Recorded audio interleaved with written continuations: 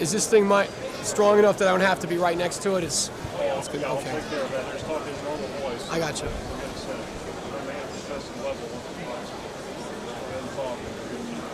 Okay. Okay, we're rolling. What happened in comics in the early 1950s to bring about the subcommittee hearings and the subsequent formation of the Comics Code Authority? Well, actually, the first story involved some young person of 8 or 9 years old who committed a gruesome murder, and after he was arrested, they asked him what was his influence for doing this, and he claimed that the reason he committed the murders was because he'd read comic books, especially horror comic books, and he mentioned a number of different titles. EC was one of them. Actually, the ones that he had actually read weren't even ECs. They were some of the smaller companies, some of the smaller publishers that did stuff that was even more graphic and more wild for that time. So that was what started it, was this one person, one crime, which they tried to attach what happened to his influence, the influence that he was influenced by EC Comics and other horror comics. That's why he did the murder, and that was what started the ball rolling. That and a guy named Dr. Frederick Wortham that most people are familiar with as being the big name person who was behind trying to ban comics. Dr. Frederick Wortham was a guy who was supposedly a psychiatrist.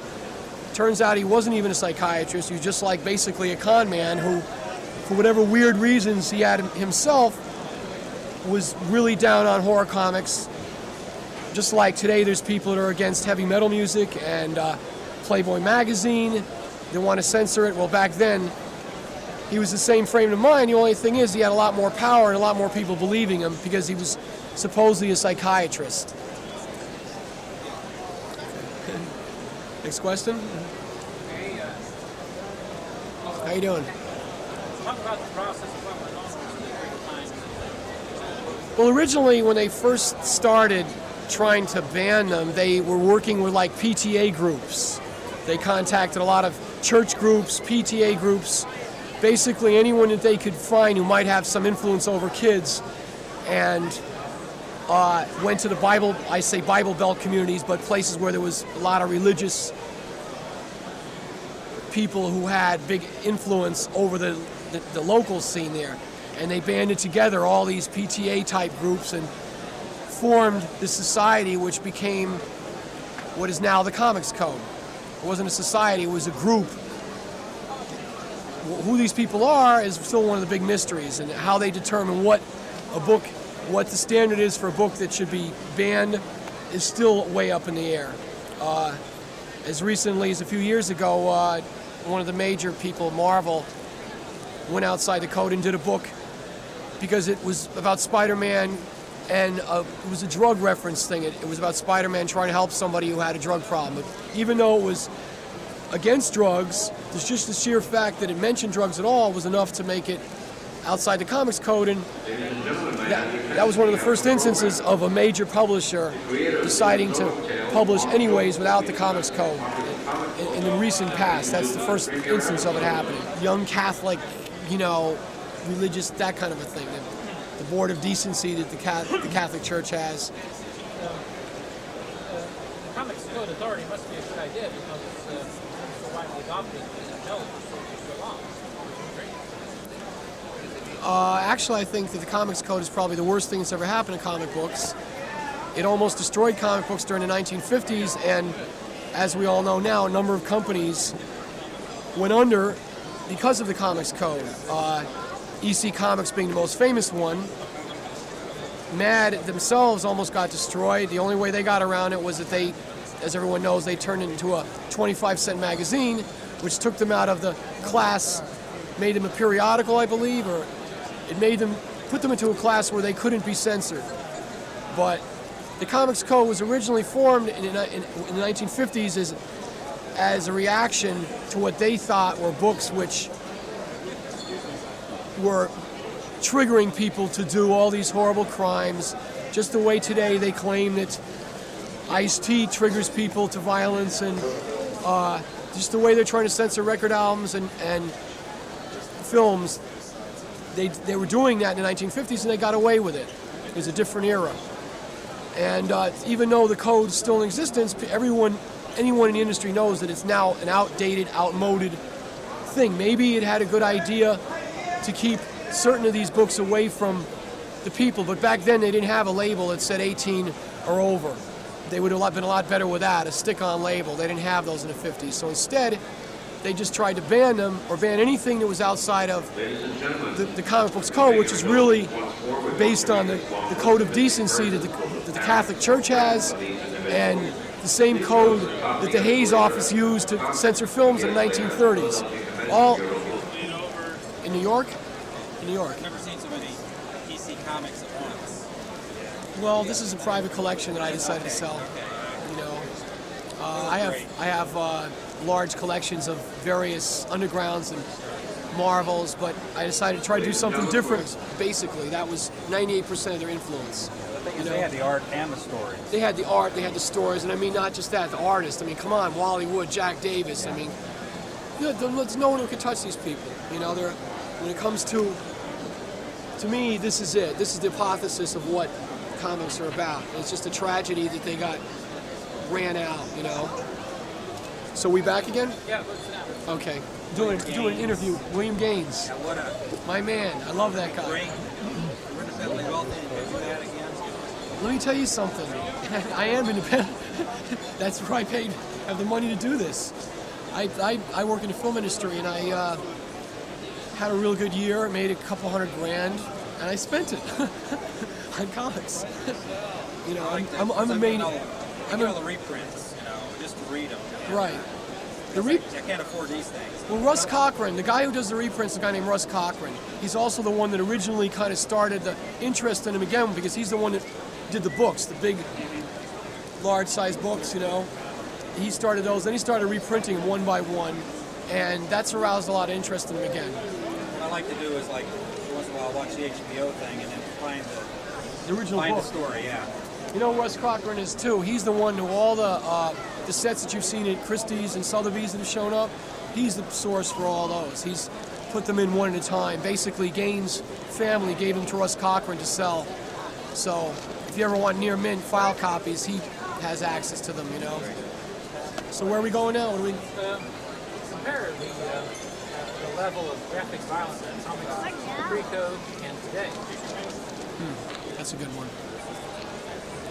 Well, as far as violence goes, the violence in EC Comics compared to today is completely mild. All the different factors that were used to ban EC Comics in the 50s are now been absorbed into the mainstream. If you open any issue of Spawn, but done by Todd McFarlane, you'll see more violence, graphic violence, than there was ever in any ECs.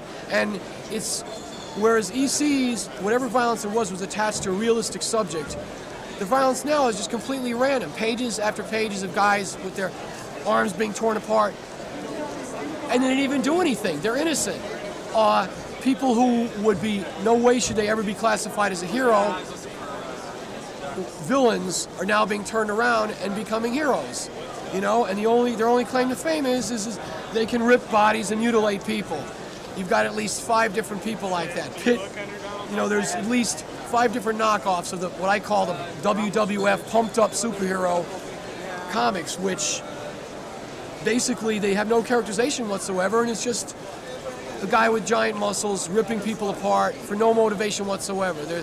So since it's just like a film, which since it doesn't really get into the character, you don't care about the character, you're not really that interested in it, period. And all it really is the great visual thing. It's got great visuals, but there's no story, which is what is wrong with about 98% of the modern day comics. You know, they think you can sell a comic, and they've been successful at it to a certain degree with visuals alone. Maybe that can, in the short run you can do that, but in the long run, people get tired of it, and as you can tell at the show now, there's a mass backlash to those kind of comics. Image is the most well-known of the new companies that specializes in basically visual comics with no story whatsoever. Has the Comics Code Authority become an irrelevancy? Absolutely. When you think that 2 or 3 years ago they challenged the the ratings code in films, which is basically based on the same concept, and they folded completely, and now that rating system is thrown out the window. It's amazing that no one has gone to federal court and challenged the comics code because it's completely illegal, it's completely outdated. It was illegal in the 1950s. The only thing it did was help destroy some of the best comic companies. It almost put Mad Magazine and Bill Gaines into the ground. It was one of the most detrimental things that's ever happened to comics. It was really done not for the reasons they claimed either. It was really done for political reasons more than the reasons they claimed, which was that it might influence kids and harm kids. The real truth was they were saying things then which were so radical at that time that they had to be suppressed. And there was a lot of governmental influences at work. And, here's an interesting one that you're probably not aware of. When they opened John Edgar Hoover's files, one of the things that was mentioned in there, in his files, is directives involving comics. He was one of the people who was really upset about these and wanted them squashed. And it was just one of the many things, film, comics, which he had a hand in. He had Dr. Frederick Wortham. Where did he come from? Well, you'll find out that he was involved with all these governmental figures. He's basically someone they put in that space. They found someone who the public would listen to and believe, because back in those days, a psychiatrist was considered like a god. So they got a psychiatrist who would basically toe to the company line, and what they wanted these comic books gone, not because they were too violent. They wanted them gone because the message they were saying was one which in those times was too radical. That is the reason they were banned. It had nothing to do with that they would harm kids. And all that's been repudiated. Basically, if you look to the influences of any of the famous comic artists that are working now, one of the main influences was EC's. Not one of them is a mass murderer. Not one of them has committed any violent crimes. And the whole concept, for the reason they banned him, is now, as I said again, been completely wiped out. It's not true, and the sooner the comics code is gone, I think the state of the comics industry would be a lot better all around. It would become more of an adult industry, which is what it needs. It can't survive on kids alone. Is it likely to occur again? The same thing that happened in the early 50s? Well, when you see what's going on in the other industries, that, rap music, heavy metal music, they still try to ban various films, put an NC-17 rating on it, which is really an X rating, even though, so it's an ongoing process. The Comic Book Legal Defense Fund is one of the few groups trying to combat this, very underfunded, but they're doing a great job, because it is true that they're still trying it today. They're trying it even with modern day comics. There's constantly something new that they find objectionable. There's constantly one right Christian religious group after another which decides that anything involving kids should be attacked. And this is another one of the many media things that the rightist religious elements are trying to change again. They're definitely trying to get some censorship again. And it's an ongoing process. If we don't keep vigilance over it, it could go back to what it was before, believe it or not. Get it? Okay.